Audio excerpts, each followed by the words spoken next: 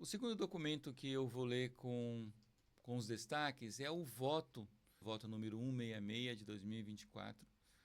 Ele tem muitos detalhes interessantes, vale a pena também ler na íntegra o voto. Eu recomendo certamente que se leia na íntegra.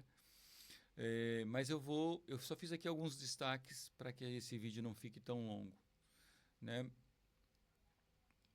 Do ponto de vista da análise, então, no item 2, já que é a parte do conteúdo propriamente dita, a proposta a ser deliberada, naquele dia, né, quando ela foi deliberada, trata de um projeto que com foco no cidadão e no interesse público, visa promover a inovação para a melhoria da saúde da população brasileira. Impressionante essa lucidez, essa clareza do voto aqui e do interesse legítimo da Anvisa de efetivamente melhoria da saúde da população. Nesse sentido, diz ele aqui no voto, ele acredita que em um cenário em que a sociedade demanda por produtos e serviços mais inovadores, esta Anvisa precisa se posicionar como incentivadora do desenvolvimento de projetos inovadores que contribuam para o fortalecimento da vigilância sanitária. E termina nessa parte introdutória: considero que uma das formas como esta agência pode criar e gerar valor público para a sociedade está diretamente ligada ao adequado fornecimento de informação em saúde para autonomia e cidadania. Justamente por isso que ele entende que o projeto apreciado tem grande potencial para empoderar o cidadão com informações acessíveis e confiáveis sobre saúde, riscos e benefícios relacionados a medicamentos. Isso, sem dúvida nenhuma, é o que a bula digital traz para as pessoas. Ela expande a possibilidade do acesso. Depois eu vou comentar um pouco mais sobre isso, do que a bula somente impressa. Aí depois ele fala um pouco aqui nesse item 2.1 sobre o histórico da regulamentação. Não é um item que eu vou tocar especificamente, mas vale a pena ler para saber, né, de onde vem. Percebe-se que é desde 2009 que está trabalhando essa questão, não é um assunto novo e não foi feito a toque de caixa, como foi sugerido por algumas pessoas, cujos interesses são feridos, né, com a introdução da bula digital.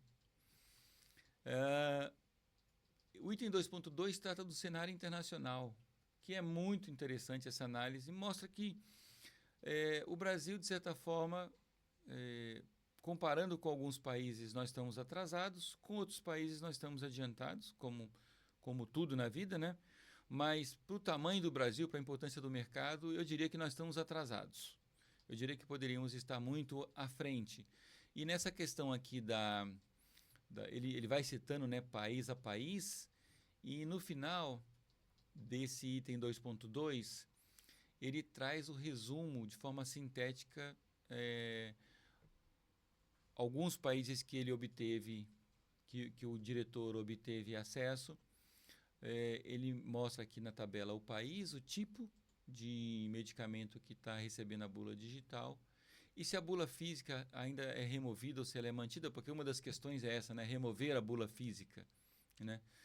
E aqui na Austrália, olha que a tendência para vocês verem. A bula física não é obrigatória, o paciente pode solicitar, como é no caso da nossa RDC brasileira. Em Singapura, as bulas foram removidas. No Chile, as bulas estão mantidas, ainda está em processo de análise, né, no modelo 100% digital. Na Espanha, removida. Na Bélgica, removida.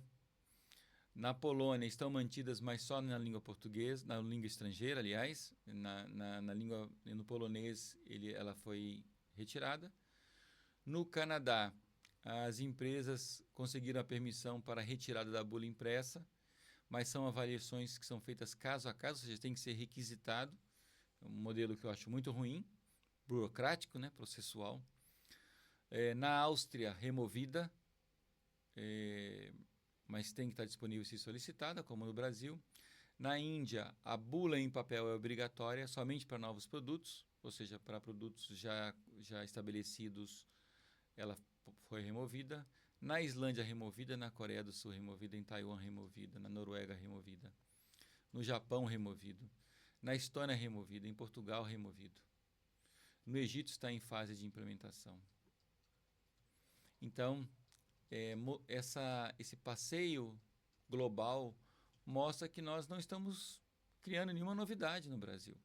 Nós estamos simplesmente fazendo a nossa parte de trazer o melhor para a população brasileira, ao invés de ficarmos no atraso do uso do papel para tudo, e não avançar na direção do digital. Foi feita uma consulta pública, em cima dessa consulta pública que tem um parecer também do Ministério Público, que a gente vai ler em seguida, depois das perguntas e respostas. Mas é interessante aqui no voto, né, na leitura do voto do diretor, se falar sobre detalhes sobre a consulta pública, também vale a pena ler. 2.4 fala sobre a proposta de modernização da normativa, e aqui que entra especificamente em alguns itens que eu gostaria de ressaltar para vocês. No 241 fala do código de barra bidimensional. Já está regulamentado através da RDC 768, lá em 2022, só que naquela época a RDC ela era um processo que não era obrigatório, né? O objetivo principal dessa norma foi o estabelecimento de regramentos que incrementam a segurança do paciente. E aqui diz que, onde está marcado, aqui onde está sublinhado, disponibilizar informações aprovadas pela Anvisa nas embalagens nos medicamentos de forma facultativa até o momento e sem a supressão da bula física. Ou seja, desde 2022, as empresas já podem colocar a bula em QR Code, muitas têm feito, né?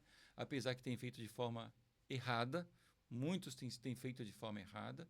Eu também mostro algumas nas nossas reuniões, entregando uma bula não adaptada, por exemplo, para o mobile. O texto é muito pequeno, alguns impossíveis de ler até no digital, ou seja, até na hora de ampliar fica difícil de ler, porque você não consegue ler o texto, o parágrafo completo. E nessa parte final, o diretor fala que no âmbito dessa norma provisória, da RDC 885, o que muda é que a disponibilização digital ela passa a ser obrigatória e não mais opcional para aqueles medicamentos que vão suprimir a bula física, né? E ele expande para todos, aliás, continua expandido para todos os medicamentos que podem sim colocar os seus QR Codes para acesso da bula digital.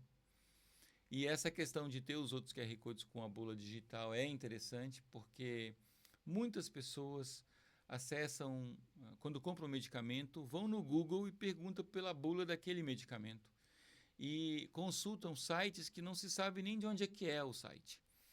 E isso é um risco enorme para a saúde das pessoas, acessarem bulas que não são as bulas daquele medicamento. Então, eu recomendo veementemente que se coloque QR Code em todos os medicamentos possíveis, apontando para a sua bula específica, a bula da sua empresa, daquele medicamento, sem falha, e as pessoas podendo acessar essa bula digital, podem ampliar, podem ler de forma melhor. Se já tiver a bula em vídeo, maravilha. Se não tiver, somente lá o PDF já será de bom tamanho. E as empresas que entregarem isso mais rápido e melhor para os seus consumidores, certamente vão ganhar a dianteira em relação àquelas que vão atrasar mais para colocar. Isso é líquido e certo. Aqui em relação ao RIEP, né, Informação Eletrônica do Produto, ele reforça que essa é uma norma transitória, mas de trânsito, quer dizer, ela não vai retornar. Ela é exatamente que ela regulamenta a passagem de um estado para o outro. Mas eu acho impossível regredir. O próprio parecer do Ministério Público também, na sua conclusão, vocês vão perceber que ele também entende dessa forma. E essa norma transitória constitui parte do processo da AIR, né, que é essa análise de impacto regulatório que a Anvisa está fazendo para entender quais são continuar entendendo, eu diria, porque a Anvisa já pesquisou isso bastante, já tem relatórios super interessantes sobre o impacto, mas o estudo continua. Aqui no voto é interessante que tem uns detalhes que o diretor comenta. No âmbito dessa análise de impacto regulatório em andamento, o problema regulatório em estudo é a acessibilidade das informações das bulas. E tem esse objetivo final de aprimorar o acesso não só à bula, mas às informações, de uma forma geral, sobre o medicamento. Quer dizer, a AIR não vai avaliar se implementa ou não a bula. Isso já está, a bula digital. Está claro que será implementado. Aqui é como se aprimora essa experiência. É para isso que serve a AIR, é para isso que é transitório. Ou seja, se você está pensando, vou implementar isso só quando for obrigatório para todo mundo, você vai estar perdendo o seu tempo e vai estar perdendo o mercado. Isso é uma questão muito importante.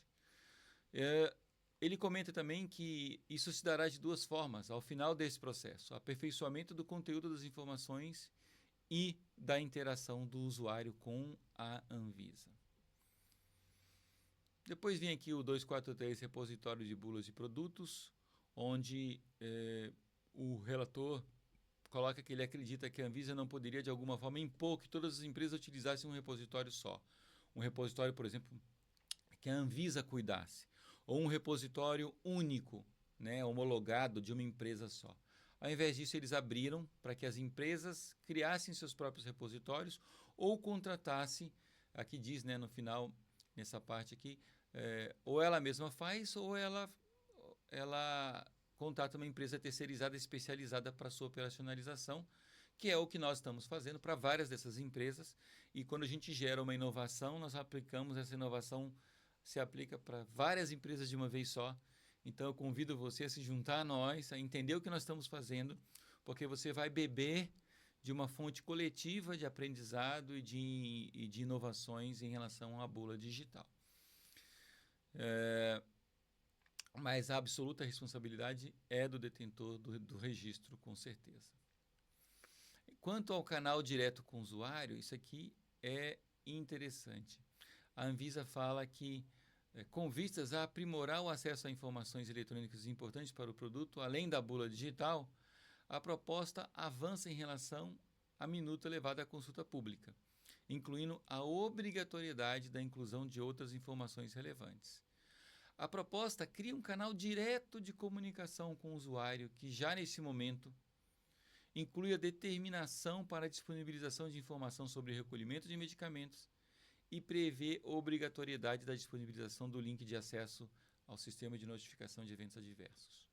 Ou seja, a Anvisa já coloca novos canais de comunicação com o consumidor da marca e da Anvisa para que esse canal fique um canal vivo e não um canal... um canal, quando é um canal em papel, o que foi impresso é o que foi impresso e acabou. Quando o canal é digital, não é possível, por exemplo, mandar uma informação nova para aquela bula, para aqueles consumidores que estão escaneando aquela informação. Então, é um canal direto de comunicação, como a própria Anvisa já antevê aqui. E isso se alinha com o que nós falamos na nossa introdução a esse vídeo, dizendo que é um novo momento de relacionamento com o consumidor final. Quem souber aproveitar isso bem vai ganhar a dianteira no mercado. Aí no 244 fala dos medicamentos objeto do projeto, nós já falamos sobre isso lá na leitura da RDC. Aqui ele entra em mais detalhes, é interessante, portanto, que vocês leiam, nós não vamos ler aqui para não deixar esse vídeo tão longo assim. Eu acho que a análise jurídica, naturalmente, o 245, naturalmente que a Anvisa faz e fez uma análise jurídica em profundidade para que essa bula digital essa regulamentação fosse feita. Então vale a pena também entender aqui as bases, a cobertura jurídica. E no 2.5 ele entra nas considerações finais, que eu também recomendo que sejam lidas junto com o voto final. Eu vou mostrar aqui o vídeo. Aliás, antes de mostrar o vídeo, nessa questão aqui do voto, se você quiser também acessar através do QR Code, se usar o app do Media Code, só é baixar o app na loja.